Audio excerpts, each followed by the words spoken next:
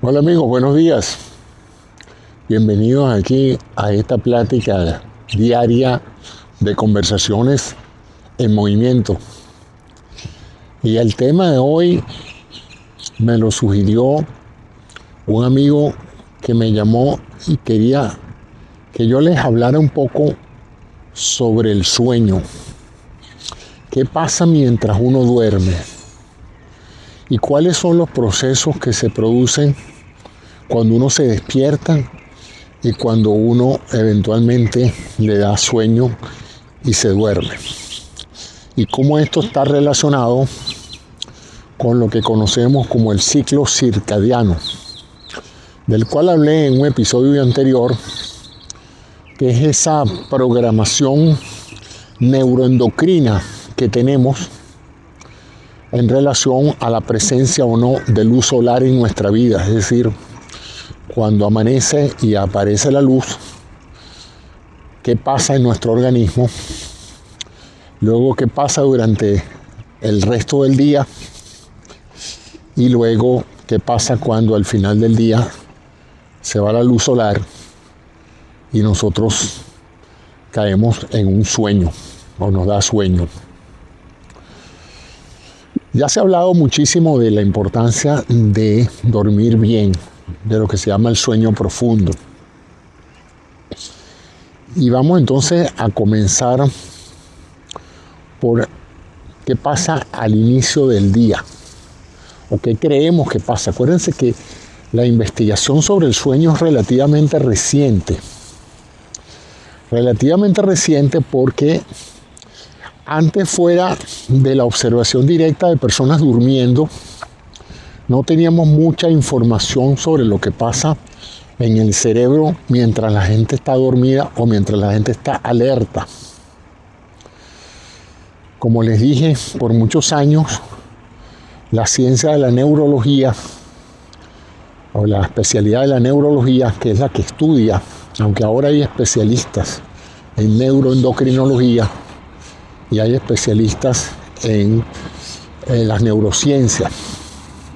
Pero en el pasado, dentro del área médica, los trastornos de sueño usualmente caían en manos de los neurólogos. Empezaban por los internistas, buscando causas orgánicas de los trastornos de sueño, y luego pasaban entonces por los neurólogos. El asunto es que una de las herramientas que creó un marco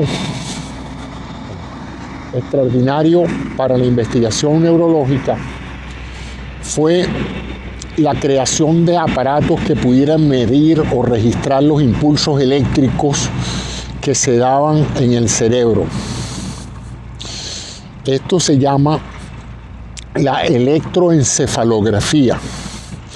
Es la detección de potenciales eléctricos en la superficie del cráneo y cuya fuente de origen está en la actividad eléctrica del cerebro.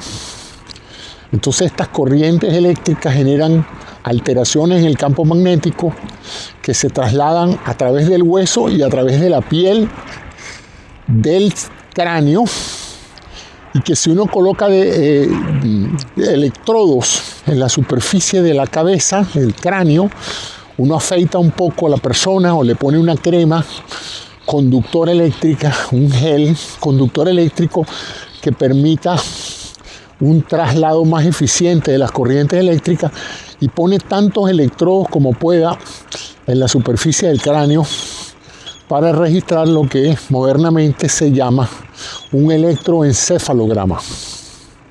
Eso tiene ya muchos años que se desarrolló. Ahorita en la bicicleta no les puedo decir exactamente cuándo fue que se introdujo la electroencefalografía. Ha debido haber sido en los primeros comienzos del siglo XX, ¿no? Cuando empezaron a producir lo que se empezó a generar lo que se llamó la electromedicina.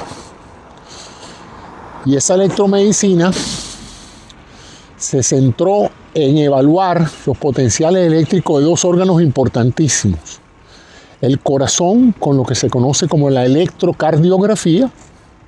Igual se colocan sensores, electrodos en la superficie del tórax, en diferentes localizaciones, y de esa manera se registra la actividad eléctrica del corazón en lo que se conoce como un electrocardiograma. Y en forma similar se colocan los electrodos en la cabeza y se hace lo que se llama un electroencefalograma. Hoy me voy a concentrar en la parte de la cabeza. Otro día hablo del electrocardiograma y su importancia diagnóstica. Pero hoy vamos a analizar el complejo mundo de la actividad neurológica. Ahí se hizo evidente para el mundo científico que ese órgano que conocieron nuestros ancestros ocupando la cavidad craneana era un órgano que generaba electricidad, generaba ondas eléctricas, y esas ondas se fueron caracterizando. Caracterizando es tratar de entender los patrones de esas ondas. El electrocardiograma es un registro de la actividad eléctrica en función del tiempo, es decir, el trazado horizontal es el tiempo transcurriendo, y el trazado vertical, la oscilación vertical de la onda, nos da una expresión del voltaje de los potenciales eléctricos registrados. Y de esa manera entonces se detectaron una serie de ondas de diferentes frecuencias, es decir, la frecuencia con la que se repiten en el tiempo, y de diferente amplitud. Y en base a eso, pues, se clasificaron diferentes patrones de onda. Y así fue como el mundo científico conoció por primera vez cuáles son los patrones que rigen en el cerebro, que ocurren durante la vigilia, durante el periodo de atención, de actividad intensa cerebral, y durante los periodos de reposo, entiéndase, los periodos de sueño. Entonces, toda la principal herramienta para la evaluación de la actividad del cerebro es la electroencefalografía. Mientras más electrodos, que se llaman canales, en el trazado, más sensible es la interpretación de esas señales. Hay que poner los electrodos muy cerca, porque como son señales débiles, estas señales tienen que ser amplificadas para poder ser registradas. Y mucho de la moderna electroencefalografía, los inicios de la electroencefalografía eran analógicos. Es decir, eran agujas que en el trazado de un papel que se movía en el tiempo, se veían registradas las ondas electroencefalográficas. Con el tiempo esto es digital, de manera de que ahora no se necesitan rollos y rollos de papel para registrar 8 horas de actividad cerebral, sino que se utiliza un sistema computarizado que registra innumerables canales de actividad eléctrica.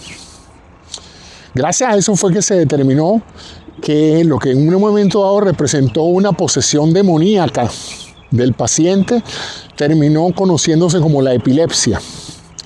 Y se hizo evidente, gracias a los electroencefalogramas, que la epilepsia no era más que una arritmia cerebral, un trastorno eléctrico generado en un foco irritativo dentro del cerebro que se llama foco epileptógeno, y que esa onda, ese disturbio, ese sismo eléctrico en la superficie de la corteza cerebral se irrigaba, se propagaba a través de la corteza hacia las áreas motoras, y eso era lo que producía las severas convulsiones en un paciente epiléptico.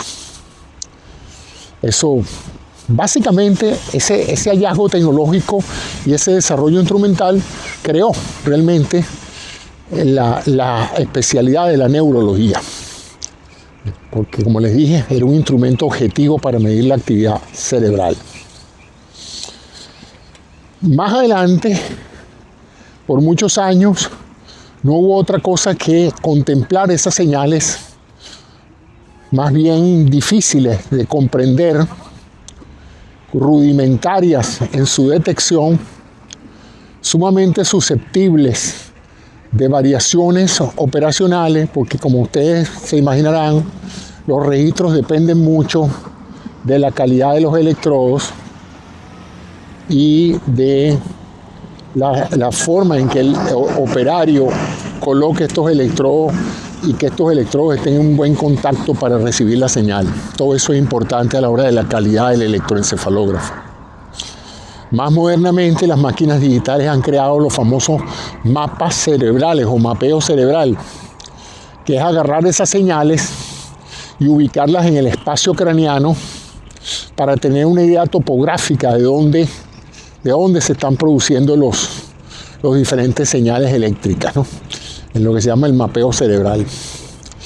Al principio hubo mucho entusiasmo porque se pensó que podían estudiarse muchas enfermedades neurológicas degenerativas del cerebro a través de una caracterización de señales electroencefalográficas.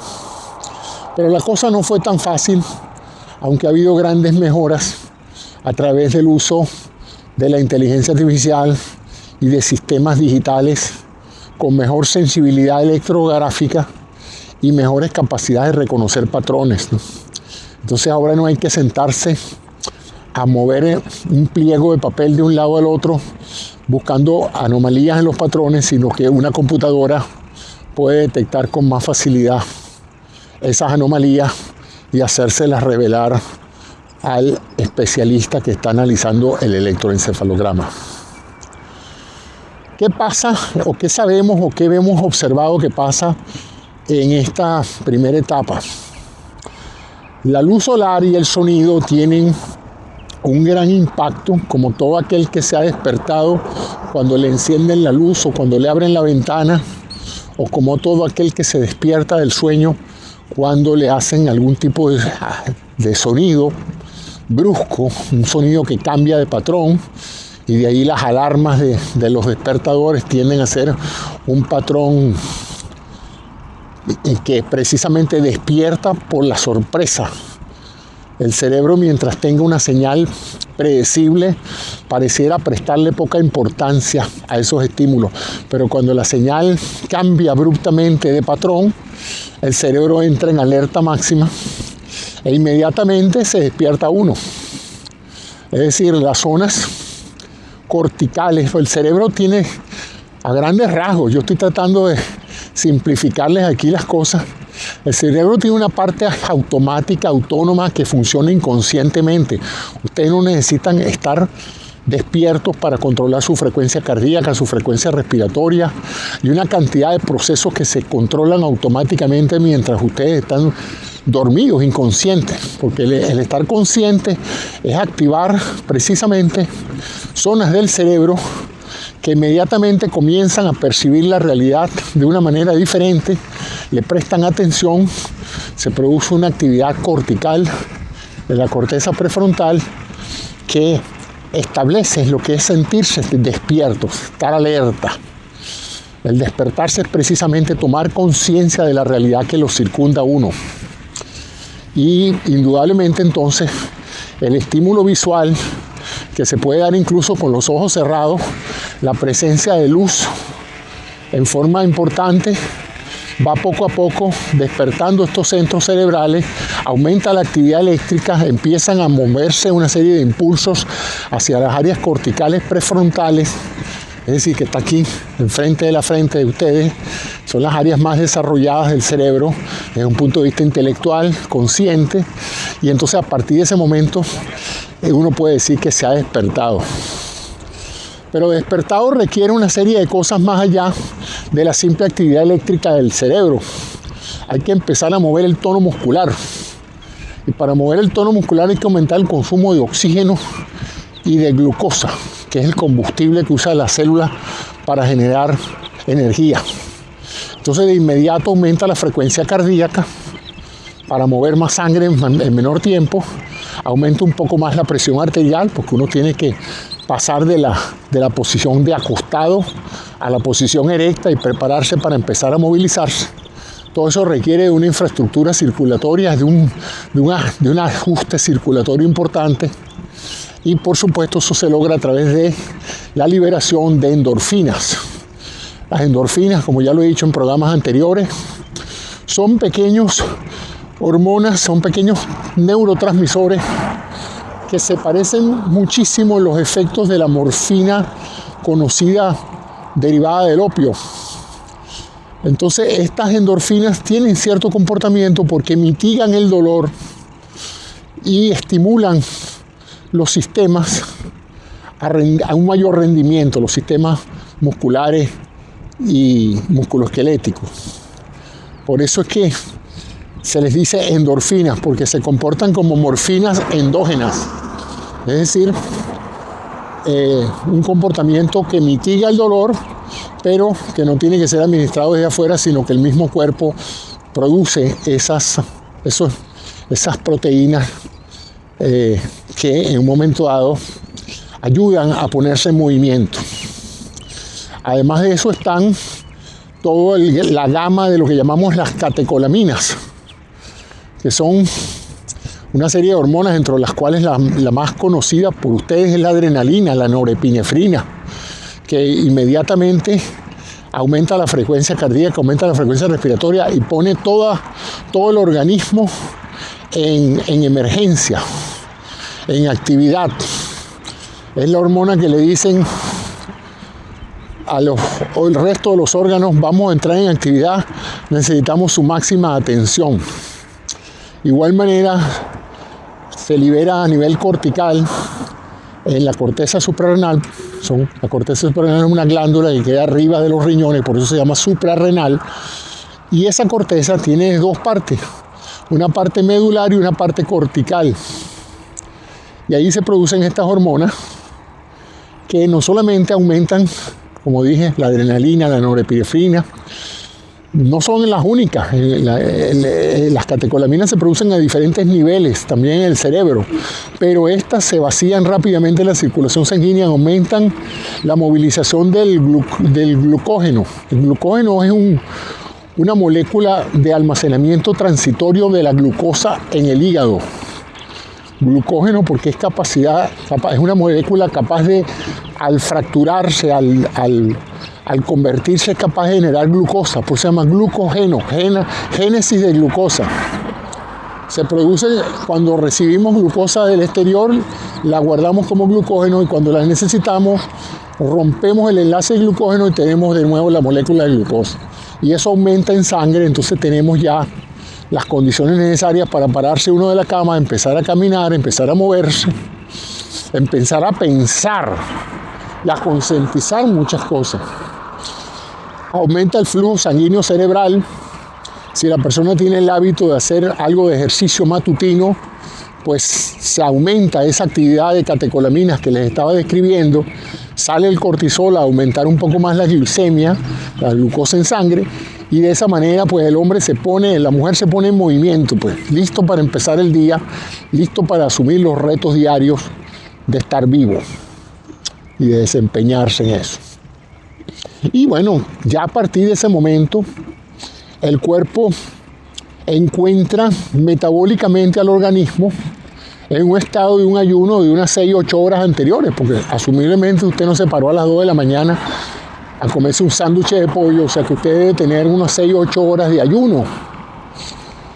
Ese ayuno le ha permitido acumular glucógeno derivado de la ingesta calórica del día anterior y el hecho de que durante el sueño no consumió muchas calorías, entonces usted debe tener las reservas de glucógeno suficientes para manejarse tempranamente en la mañana hasta que usted esté en condiciones de tener su desayuno, es decir, despojarse del ayuno, ingerir algo de alimento para empezar bien el día.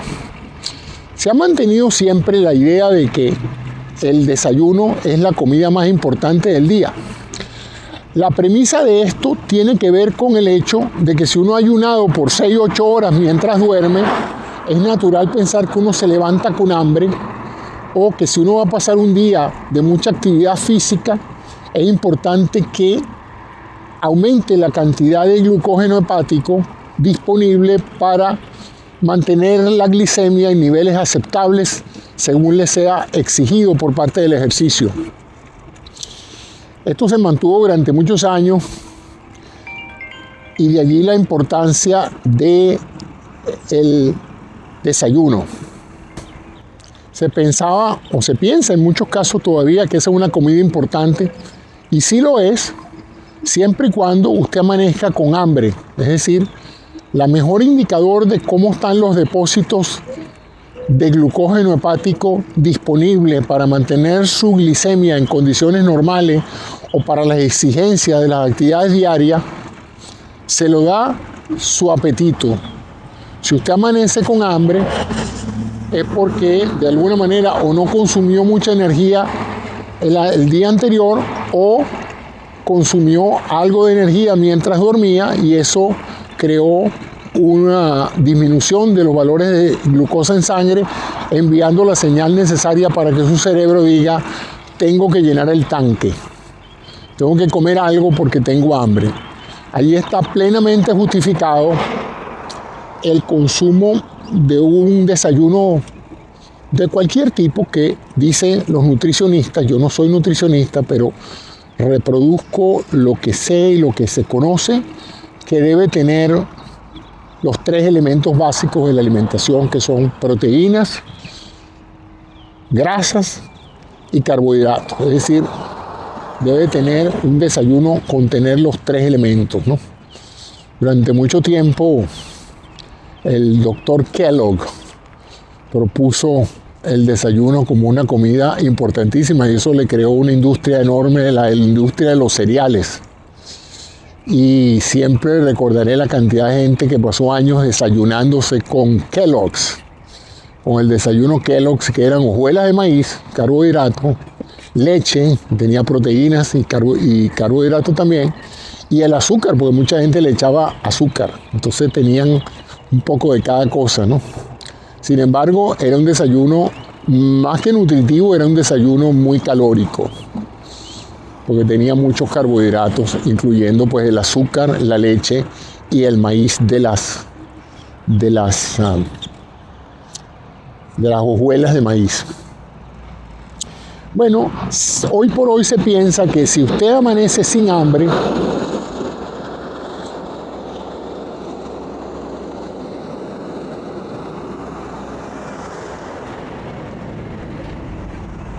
si usted amanece sin hambre, es perfectamente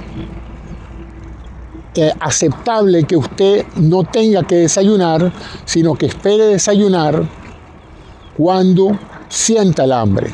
De tal manera que ahorita hay mucha gente que encuentra que puede ponerse en movimiento en la mañana, al amanecer, participar en una serie de actividades intelectuales o físicas y hacerlo en ayuno. Por supuesto, manteniendo la glicemia a partir de ese glucógeno hepático de reserva que todavía queda remanente después de 6-8 horas de dormir. Sin embargo, tarde o temprano ese glucógeno se agota, se consume, y entonces de nuevo la baja de glicemia produce un estímulo para que usted le dé hambre y vaya a buscar alimento. Y entonces usted traslada el desayuno de temprano en la mañana, lo traslada a un poco más adelante durante el día, o incluso puede terminar el ayuno con el almuerzo. En realidad, la comida cada 4 horas, que representaría los 3 platos diarios, el desayuno a las 8, el almuerzo a las 12 y la cena a las 6, con diferencias de 4 horas, en cierta forma está derivado de la observación de que ese es el tiempo usual que tarda en disminuirse el glucógeno transitorio, es decir, ese glucógeno hepático que, habiendo sido repleto durante la comida, se depleta, es decir, se reduce sustancialmente en unas 4 horas de actividad física, y luego vuelve a ser necesario reponerlo. Si usted consume más de lo que necesita y no lo consume, esa plétora de glucógeno hepático empieza a transformarse en grasa, y entonces empieza usted a tener depósito de grasa en los músculos, en el hígado y en muchos otros órganos en forma de un almacenamiento ya de más largo data, para más largo tiempo que el simple intercambio de ese glucógeno hepático. Luego tenemos entonces que así pasamos todo el día en ese ciclo de llenar el depósito transitorio de glucógeno en el hígado, usarlo durante 4 o 5 horas, nos da hambre, volvemos a comer, volvemos a llenarlo y así hasta llegar a la noche. Y allí entonces se produce una serie de cambios neurofisiológicos a nivel del cerebro que le indican al cerebro que ya es hora de descansar. Y entonces eso, por efecto evolutivo, está condicionado por la luz solar en virtud del ciclo circadiano.